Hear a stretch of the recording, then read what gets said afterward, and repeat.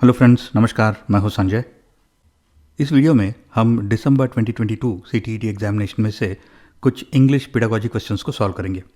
जैसे कि आपको मालूम है, जो दिसंबर 2022 का एग्ज़ाम जो था वो 28 ऑफ दिसंबर 2022 को शुरू होकर अप टू 7 ऑफ फरवरी ऑफ 2023 तक चला। तो इनमें से हर एक दिन के हर एक शिफ्ट में से हम कुछ चुनिंदा पेपर्स 1 और 2 को सॉल्व करेंगे, ताकि हम ऐसे सारे क्वेश्चंस को कवर कर सके जो कि इस एग्जामिनेशन में कई बार रिपीट हो चुके हैं। और इस वीडियो में हम उस पेपर 1 को सॉल्व करेंगे जो कि 1 ऑफ फरवरी ऑफ 2023 को कंडक्ट किया गया था। और इसमें से हम 15 इंग्लिश पेडागोजी क्वेश्चंस को सॉल्व करेंगे। और बाकी वीडियो की तरह ये वीडियो भी आपको हमारे चैनल में इंग्लिश और हिंदी दोनों वर्जन्स में मिल जाएगा। तो चलिए शुरू करते हैं। विच of the following is true of language, यानी लैंग्वेज के बारे में इनमें से कौन सा स्टेटमेंट करेक्ट है। अब हम सारे स्टेटमेंट्स को देखते हैं तो सारे स्टेटमेंट्स जो है वो डायलेक्ट्स और लैंग्वेजेस के बारे में बात कर रहे हैं। तो यहाँ पे हमें सिर्फ एक बात समझ लेना चाहिए कि एक लैंग्वेज के कई सारे डायलेक्ट्स हो सकते हैं। उदाहरण के तौर पे हिंदी के कई सारे डायलेक्ट्स हैं, जैसे कि अवधी, बाघेली हिंदी, छत्तीसगढ़ी हिंदी, हरियाणवी। यानी कि एक लैंग्वेज के कई सारे डायलेक्ट्स हो सकते हैं। अब पहला ऑप्शन बोल रहा है a dialect can have many languages. ये गलत है, क्योंकि लैंग्वेज के कई सारे डायलेक्ट्स हो सकते हैं, डायलेक्ट्स के कई सारे लैंग्वेजेस तो नहीं हो सकते। Next, dialect and language are same. ये गलत है। A language may have many dialects. तो ये हमने इस एग्जाम्पल में ऑलरेडी देखा हुआ है, तो ये करेक्ट स्टेटमेंट है। A dialect and a language are mutually intelligible. ये भी गलत स्टेटमेंट है। व्हाट इज निपुण, यानी निपुण का मतलब क्या है। अब निपुण भारत मिशन का जो एक्सपेंशन है वो है national initiative for proficiency in reading with understanding and numeracy. अब प्रोफिशिएंसी इन रीडिंग जो है उसे हम लिटरेसी भी बुला सकते हैं। अब जब हम ऑप्शंस को देखते हैं तो लास्ट वाला जो ऑप्शन है वो बोल रहा है कि it is a program to promote patriotism among very young children. क्योंकि पेट्रियाटिज्म निपुण में कवर्ड नहीं है तो हम इस ऑप्शन को इग्नोर करेंगे। अब जो 3 बचे हुए ऑप्शंस है वो कुछ हद तक करेक्ट है, तो हमें आइडेंटिफाई करना है कि इनमें से कौन सा बेस्ट ऑप्शन है इस क्वेश्चन को आंसर करने के लिए। अब पहला है it is a program for education of school children. ये पार्शियली करेक्ट है। दूसरा, it is a program to promote literacy, reading and numeracy. जैसे कि आप देख सकते हैं, रीडिंग एंड न्यूमरेसी यहाँ पे स्पेसिफिकली कवर्ड है, तो इसका मतलब है ऑप्शन 2 बेस्ट आंसर हो सकता है। Option 3, it is a program to promote reading and mathematics among very young children. अब जब हम ऑप्शन 2 और ऑप्शन 3 को कंपेयर करते हैं तो ऑप्शन 2 यहाँ पे बेस्ट आंसर होगा, क्योंकि ये जो वर्ड्स है वो स्पेसिफिकली कवर्ड है निपुण के एक्सपेंशन में। Which of the following are known as receptive skills. अब ये रिसेप्टिव स्किल्स होते क्या हैं। तो हम रेगुलरली इंफॉर्मेशन को रिसीव करते हैं और ट्रांसमिट भी करते हैं। तो रिसेप्टिव स्किल्स हम इंफॉर्मेशन को रिसीव करने के लिए यूज़ करते हैं। तो हम इंफॉर्मेशन किस तरह से रिसीव करते हैं, जब हम कुछ पढ़ते हैं, रीडिंग, और जब हम कुछ सुनते हैं, लिसनिंग। और हम इंफॉर्मेशन को किस तरह से ट्रांसमिट करते हैं, through writing and through speaking. यानी कि रिसेप्टिव स्किल्स जो है वो रीडिंग एंड लिसनिंग है। तो ऑप्शन नंबर 1 में दोनों कवर्ड है, रीडिंग एंड लिसनिंग, तो ये करेक्ट आंसर है। ऑप्शन नंबर 2 में स्पीकिंग है। ऑप्शन नंबर 3 में राइटिंग है। ऑप्शन नंबर 4 में राइटिंग एंड स्पीकिंग दोनों भी है, जो कि ट्रांसमिशन स्किल्स है, रिसेप्टिव स्किल्स नहीं है। तो इसका मतलब है ऑप्शन 1 यहाँ पे करेक्ट आंसर है। मल्टीलिंगुअलिज्म इज व्हाट, यानी मल्टीलिंगुअलिज्म क्या होता है। अब अगर इस वर्ड मल्टीलिंगुअलिज्म का सिंपल डेफिनेशन देखते हैं तो अगर हम 2 से ज़्यादा यानी मल्टीपल लैंग्वेजेस के साथ डील कर रहे हैं तो वो सारे एस्पेक्ट्स जो है वो मल्टीलिंगुअलिज्म के अंतर्गत आते हैं। अगर हम 2 या 2 से ज़्यादा लैंग्वेजेस को बोल रहे हैं, पढ़ रहे हैं, सीख रहे हैं, सिखा रहे हैं, तो वो सारे जो एस्पेक्ट्स है उसे हम मल्टीलिंगुअलिज्म बुला सकते हैं। अब अगर इस हिसाब से हम ऑप्शंस को देखते हैं तो कई सारे करेक्ट आंसर हो सकते हैं यहाँ पे, लेकिन इस क्वेश्चन को हमें सीटीईटी के नज़रिए से आंसर करना है और उसके लिए हमें देखना है कि एनईपी 2020 क्या बोलता है मल्टीलिंगुअलिज्म के बारे में। अब NEP 2020 that is national education policy 2020 ये कहता है कि children will be expose to a variety of languages with emphasis on mother tongue and local language. Emphasis यानी इंपॉर्टेंस, तो यहाँ पे इंपॉर्टेंस दिया जा रहा है मदर टंग को और लोकल लैंग्वेजेस को। तो अब अगर हम ऑप्शंस देखते हैं तो पहला बोल रहा है teaching many languages in school. ये डेफिनेशन तो करेक्ट है, लेकिन ये इस क्वेश्चन का आंसर नहीं है। Teaching of the official language, associate official language and English. अब ये स्टेटमेंट में थोड़ी सी गलती है। जैसे कि official language of the state local language of the state होता है, associate official language of the state English होता है। तो इसका मतलब है यहाँ पे भी इंग्लिश है, यहाँ पे भी इंग्लिश है, तो official language, associate official language यानी इंग्लिश एंड इंग्लिश। तो ये स्टेटमेंट ज़्यादा सेंस नहीं कर रहा है, तो इसे हम निकाल देंगे। Next, teaching learning of languages of the learners in the school. ये इस क्वेश्चन का करेक्ट आंसर है। ये करेक्ट इसलिए है क्योंकि languages of the learners in the school क्या होते हैं? या तो ये मदर टंग होता है या फिर लोकल लैंग्वेज होता है, यानी कि ऑप्शन 3 यहाँ पे करेक्ट आंसर है। लास्ट वाला, teaching at least 3 languages during the formative years of schooling. ये स्टेटमेंट गलत है क्योंकि मल्टी लैंग्वेजेस या फिर मल्टीपल लैंग्वेजेस या फिर मल्टी लिंग्वलिज्म का मतलब है 2 और मोर, नॉट एटलीस्ट 3। तो ये स्टेटमेंट गलत है। एक टीचर अपने क्लास 2 के बच्चों को बोलती है कि तुम अपने एनिमल्स या फिर ऑटोमोबाइल्स जो खिलौने हैं, टॉयस हैं, वो क्लास में लेके आओ और उनको यूज़ करती है वोकैबुलरी सिखाने के लिए। तो यहाँ पे हमें पूछा जा रहा है कि ये टॉयस लैंग्वेज पेडागोजी कॉन्टेक्स्ट में उन्हें हम क्या बुलाते हैं? अब यहाँ पे जो स्टेटमेंट दिया गया है from a language pedagogy context, अगर ये नहीं होता तो टीचिंग एड्स भी करेक्ट आंसर हो सकता था, क्योंकि ये टॉयस को हम टीचिंग के लिए यूज़ कर रहे हैं। ये टॉयस क्योंकि रियल ऑब्जेक्ट्स है तो रियल ऑब्जेक्ट्स भी करेक्ट आंसर हो सकता था, लेकिन ये लैंग्वेज पेडागोजी कॉन्टेक्स्ट में ये करेक्ट आंसर नहीं है। तो लैंग्वेज पेडागोजी कॉन्टेक्स्ट में करेक्ट आंसर है रियलिया। ये टास्क्स नहीं है तो इसे हम इग्नोर करेंगे। अब ये रियलिया क्या है? वेल, रियलिया आर रियल ऑब्जेक्ट्स, जैसे कि स्पेसिमेंस हो सकते हैं, मॉडल्स हो सकते हैं, टॉयस हो सकते हैं of plants and animals and machines and tools. और रियलिया टीचिंग में इसलिए यूज़ किया जाते हैं ताकि बच्चे उन ऑब्जेक्ट्स को देख सके, राइट, उनके साथ खेल सके, उनको टच कर सके, उनको मैनिपुलेट कर सके, ताकि उनको वो कॉन्सेप्ट ठीक से समझ में आए, राइट। एक एग्जांपल लेते हैं। क्लास में अगर मैं डक बिल्ड प्लैटिपस के बारे में बात कर रहा हूँ, ये एक मैमल है जो कि एक डक के तरह दिखता है और ये अंडा देता है, राइट। अगर मैं प्लैटिपस के बारे में सिखा रहा हूँ बच्चों को, तो अगर मैं एक स्टफ्ड एनिमल, एक स्टफ्ड टॉय यूज़ करता हूँ सिखाने के लिए, तो बच्चे इस टॉय को देख सकते हैं, तो उनको बेहतर समझ में आएगा कि ये प्लैटिपस दिखता कैसा है, राइट। वो उसको टच कर सकते हैं, उसके साथ खेल सकते हैं और उनको वो कॉन्सेप्ट और उस एनिमल के बारे में बेहतर उनको पता चलता है। तो इस तरह से हम रियलिया यूज़ करते हैं टीचिंग प्रोसेस में। A child of class 3 is able to read the sound of each letter in words. What is she attempting to do?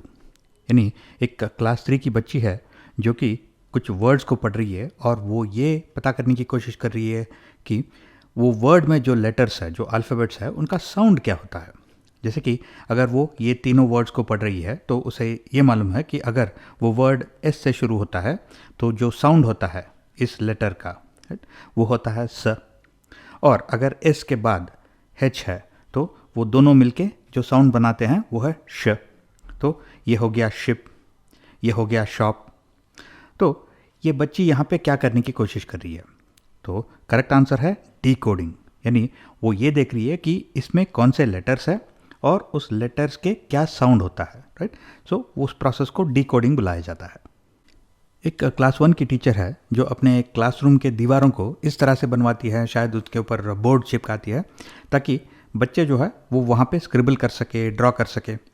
तो यहाँ पे हमें पूछा जा रहा है कि बच्चों का जो ये एक्टिविटीज़ है, स्क्रिबलिंग, ड्राइंग, इन एक्टिविटीज़ को क्या बुलाया जाता है। अब यहाँ पे हम क्लास 1 के बच्चों की बात कर रहे हैं जो अभी भी ठीक से लिखना नहीं जानते, पढ़ना नहीं जानते। तो जब वो कहीं पे भी स्क्रिबल कर रहे हैं, ड्रॉ कर रहे हैं, तो उनका जो ड्राइंग एबिलिटी है वो इम्प्रूव हो रहा है, तो ये करेक्ट है। उनका राइटिंग भी डेवलप हो रहा है और उनका जो हैंड आई कोऑर्डिनेशन है वो भी इम्प्रूव हो रहा है। और ये तीनों जो एबिलिटीज़ है ये एक्चुअली एमर्जेंट लिटरेसी के कंपोनेंट्स हैं। तो यहाँ पे करेक्ट आंसर है एमर्जेंट लिटरेसी। अब ये एमर्जेंट लिटरेसी क्या होता है? एमर्जेंट लिटरेसी वो स्टेज होता है जहाँ पे बच्चे वो स्किल्स सीख रहे हैं जो उन्हें आगे जाके मदद करेंगे लिखने में और पढ़ने में। यानी लिखने के लिए उन्हें ड्राइंग आना चाहिए, उनका हैंड आई कोऑर्डिनेशन भी ठीक होना चाहिए। तो इस तरह से वो स्किल्स जो कि उन्हें आगे जाके उनका लिटरेसी इंप्रूव करते हैं, उन्हें हम एमर्जेंट लिटरेसी बोलते हैं। एमर्जेंट लिटरेसी का मतलब है कि लिटरेसी एमर्ज हो रहा है, बाहर आ रहा है, राइट। तो करेक्ट आंसर है emergent literacy. Which one of the following need not be the purpose of rhymes and songs during early years of learning, यानी जब हम बहुत ही छोटे बच्चों को अर्ली ईयर्स ऑफ लर्निंग में सॉन्ग्स या फिर राइम्स सिखाते हैं, तो इनमें से कौन सा एक पर्पज़ नहीं है जिसके वजह से हम उन्हें राइम्स और सॉन्ग सिखा रहे हैं। वेल, एक पोएम देखते हैं, bits of the paper lying on the floor making the place untidy pick them up. तो इस पोएम में ये बताया जा रहा है कि अगर ऐसे बिट्स ऑफ पेपर ज़मीन पे पड़े हुए हैं तो वो क्लासरूम या फिर वो घर जो है वो डर्टी हो जाता है, तो इसलिए उन्हें उन कागज़ के टुकड़ों को डस्टबिन में फेंकना है। तो इस पोएम के थ्रू हम बच्चों का लैंग्वेज डेवलपमेंट कर रहे हैं, क्योंकि वो इन वर्ड्स को देख सकते हैं, इन सेंटेंसेस को देख सकते हैं, उनको कुछ वैल्यूज़ भी सिखा रहे हैं, यानी घर को, क्लासरूम को साफ रखना है, और उनका इमेजिनेशन और विजुअलाइजेशन भी हम डेवलप कर रहे हैं, क्योंकि वो इमेजिन कर रहे हैं कि अगर ज़मीन पे ऐसे पेपर के टुकड़े पड़े हुए हैं तो किस तरह से वो जगह गंदा हो जाता है। तो इस तरह से ये तीनों जो है वो एक पर्पज़ होता है for teaching rhymes and songs. लेकिन यहाँ पे बहुत ही अर्ली ईयर्स ऑफ लर्निंग, यानी बहुत ही यंग बच्चों की बात हो रही है, यानी कि यहाँ पे हम उन्हें ग्रामर सिखाने की कोशिश नहीं कर रहे हैं। तो which one of the following need not be the purpose? Grammatical development. Dyslexia क्या होता है? तो ये बहुत ही इंपॉर्टेंट क्वेश्चन है, क्योंकि ये कई बार रिपीट हो चुका है। अब डिसलेक्सिया का मतलब है रीडिंग डिसऑर्डर, क्योंकि लेक्स जो है वो रीडिंग से संबंधित है। अगर ये डिसग्राफिया होता तो ग्राफ वो राइटिंग से संबंधित होता है, तो डिसग्राफिया जो है वो राइटिंग डिसऑर्डर है। डिसलेक्सिया जो है वो एक रीडिंग डिसऑर्डर है। अश्विन एक क्लास 5 का स्टूडेंट है और क्लास 3 पहुंचते पहुंचते उसका जो उसके मदर टंग में जो रीडिंग स्किल्स है वो बहुत अच्छी तरह से वो डेवलप हो चुके थे, और बाद में जब वो इंग्लिश सीख रहा है तो इंग्लिश में भी वो बहुत ही जल्द रीडिंग स्किल्स को वो पिकअप कर लेता है। तो उसके इंग्लिश रीडिंग स्किल्स में किस तरह का एबिलिटी रिफ्लेक्ट हो रहा है? What is reflected in his ability to read well in English also? अब यहाँ पे स्किल ट्रांसफ़र की बात हो रही है। स्किल ट्रांसफ़र यानी जब वो उसका मदर टंग सीख रहा था तो उसमें जो उसने रीडिंग स्किल्स को डेवलप किया है उस स्किल को वो ट्रांसफ़र कर रहा है while he is learning English, यानी यहाँ पे ट्रांसफ़र ऑफ लैंग्वेज स्किल्स की बात हो रही है, यानी ability to use the skills acquired in one language while learning a new language. एक टीचर है जो कि अपने क्लासरूम में words, word chunks, rhymes, songs और शॉर्ट सेंटेंसेस भी यूज़ कर रही है अपने क्लासरूम में लैंग्वेज सिखाने के लिए इन अ लैंग्वेज क्लास। और वो कब कर रही है? जब बच्चे फाउंडेशनल ईयर्स ऑफ स्कूलिंग के लिए स्कूल आ रहे हैं, यानी बहुत ही छोटे बच्चे जो पहली बार स्कूल आ रहे हैं, तो उनको वो वर्ड्स भी सिखा रही है, वर्ड चंक्स भी सिखा रही है, rhymes, songs, short sentences. Words जैसे कि शिप, वर्ड चंक्स यानी कि पार्ट्स ऑफ द वर्ड जैसे श, इप, फिर राइम, सॉन्ग, शॉर्ट सेंटेंसेस। तो यहाँ पे हमें पूछा जा रही है कि ये टीचर जो है वो किस तरह का अप्रोच यूज़ कर रही है in the classroom to teach language. तो वर्ड्स मेथड, फिर वर्ड्स के जो कंपोनेंट्स होते हैं, फोनिक्स होते हैं, साउंड्स होते हैं, वो भी वो यूज़ कर रही है, फिर सेंटेंसेस भी यूज़ कर रही है। इसका मतलब है कि वो होल लैंग्वेज अप्रोच यहाँ पे उसके क्लासरूम में यूज़ कर रही है लैंग्वेज सिखाने के लिए।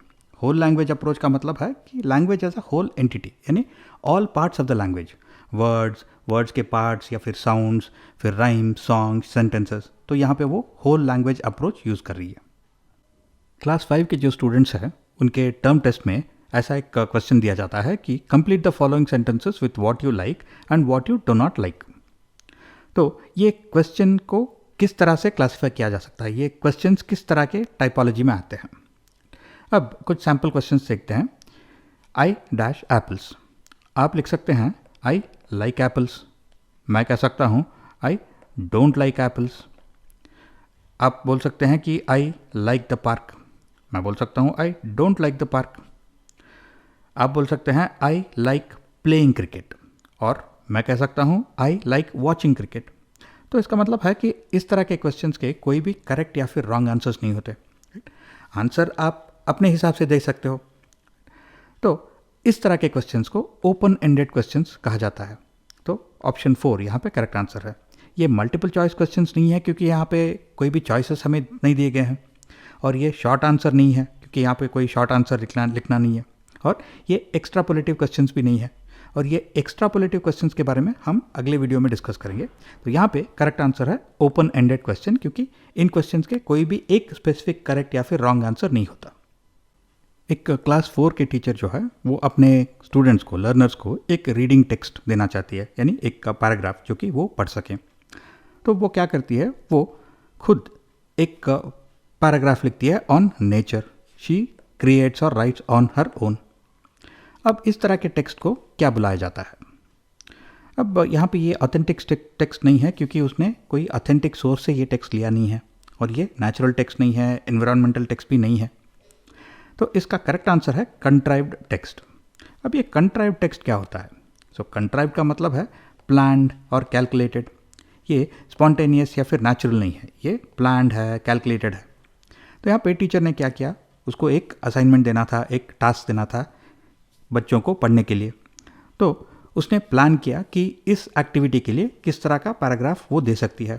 बच्चों के लर्निंग के हिसाब से, उनके एबिलिटी के हिसाब से उसने एक पैराग्राफ लिखा होगा। उसने कम कॉम्प्लिकेटेड वर्ड्स यूज़ किया होगा, या फिर उसका पैराग्राफ का लेंथ जो है वो ऐसा होगा जो कि बच्चे अलॉटेड टाइम में कंप्लीट कर पाएँ। तो इस एक्टिविटी को उसने प्लान किया है और वो कैलकुलेट करके उसने खुद ये पैराग्राफ लिखा हुआ है। तो इसलिए इसे हम कंट्राइव टेक्स्ट बुलाते हैं। क्लास 5 के बच्चों को ग्रुप्स ऑफ 5 में डिवाइड किया जाता है, और उनसे ये कहा जाता है कि आप एक टॉपिक चूज़ करो अपने इंटरेस्ट का, और ग्रुप में वो काम करते हैं to collect data on that theme, यानी जो टॉपिक या थीम उन्होंने चूज़ किया है उसके ऊपर वो डेटा कलेक्ट करते हैं, और उसके बाद उसको एनालाइज करके एक रिपोर्ट लिखते हैं। तो इस तरह का जो लर्निंग एक्टिविटी है उसे क्या बुलाया जाता है? अब ये थोड़ा ट्रिकी क्वेश्चन है क्योंकि यहाँ पे ये एक असाइनमेंट है जो बच्चों को दिया गया है, तो ये असाइनमेंट भी हो सकता है, और वो ग्रुप्स में इस असाइनमेंट को कंप्लीट कर रहे हैं, इस टास्क को कंप्लीट कर रहे हैं, तो ये ग्रुप वर्क भी हो सकता है। और एक स्ट्रक्चर्ड प्रोसेस वो फॉलो कर रहे हैं, यानी उन्होंने एक टॉपिक या फिर एक थीम चूज़ किया हुआ है, उसके ऊपर उन्होंने ग्रुप में वर्क किया हुआ है, डेटा कलेक्ट किया, उसको एनालाइज किया, फिर बाद में रिपोर्ट लिखा, तो ये प्रोजेक्ट वर्क भी हो सकता है। और क्योंकि ये पीयर ग्रुप में वो काम कर रहे हैं, हम उम्र के ग्रुप में वो काम कर रहे हैं, क्लासमेट्स के ग्रुप में, तो ये पीयर वर्क भी हो सकता है। तो सारे ऑप्शंस थियोरेटिकली करेक्ट आंसर्स हो सकते हैं, तो हमें आइडेंटिफाई करना है कि बेस्ट आंसर कौन सा है। अब यहाँ पे जो क्लू हम यूज़ कर सकते हैं वो है राइट ए रिपोर्ट, यानी इस एक्टिविटी का जो कंक्लूजन है, जो कंप्लीट करने के बाद जो आउटपुट है वो है ये रिपोर्ट। और रिपोर्ट जो है वो प्रोजेक्ट वर्क के लिए होता है क्योंकि ये प्रोजेक्ट रिपोर्ट है। तो इसका मतलब है कि बेस्ट आंसर जो है वो है प्रोजेक्ट वर्क। अब ये एक एग्जाम्पल है ऑफ प्रोजेक्ट बेस्ड लर्निंग, जहाँ पे लर्नर्स एक थीम को या फिर एक टॉपिक को इन्वेस्टिगेट करते हैं, उसको डीपली स्टडी करते हैं over N extended period of time.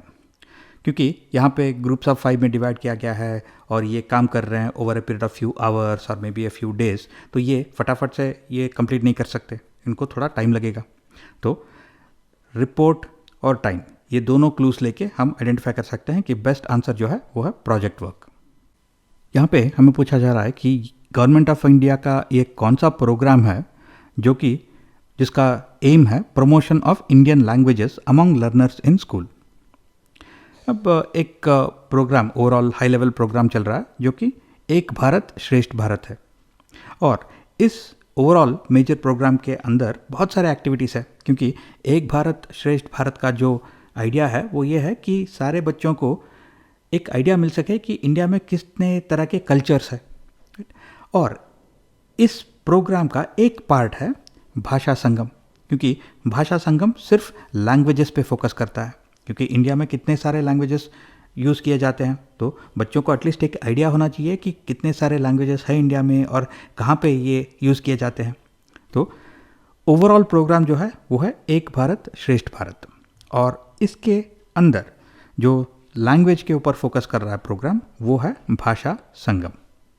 और इसी के साथ हम इस वीडियो को कंक्लूड करते हैं, और मैं आपसे मिलता हूँ अगले वीडियो में। अगर आपके कुछ क्वेश्चंस, कमेंट्स या फिर फीडबैक है तो नीचे कमेंट सेक्शन में डाल दीजिए।